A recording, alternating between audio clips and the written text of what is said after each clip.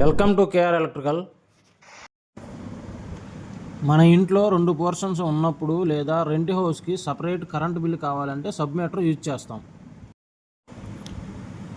ఈ వీడియోలో సబ్మీటర్ ఏంటి, ఎందుకు వాడాలి, వైరింగ్ ఎలా చేయాలి, మెయిన్ మీటర్ నుంచి సప్లై తీసుకొని సపరేట్ యూసేజ్ క్యాలిక్యులేట్ చేయడానికి ఈ సబ్మీటర్ వాడతాం.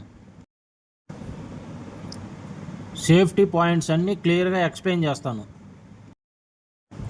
ఈ సబ్మీటర్ గవర్నమెంట్ మీటర్ కాదు, ఇంటర్నల్ క్యాలిక్యులేషన్ కోసం మాత్రమే వాడతాం.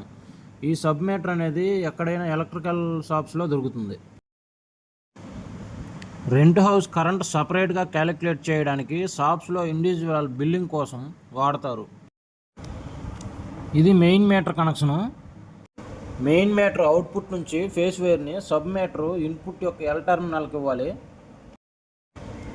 న్యూట్రల్ వైర్ని సబ్మీటర్ ఇన్పుట్ యొక్క ఎన్ టెర్మినల్కి ఇవ్వాలి. సబ్మీటర్ యొక్క అవుట్పుట్ని 2 పోల్ ఐసోలేటర్కి కనెక్ట్ చేసుకోవాలి.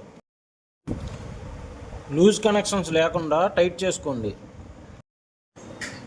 2 పోల్ ఐసోలేటర్ నుంచి రెంట్ హౌస్కి కనెక్ట్ చేసుకోవాలి.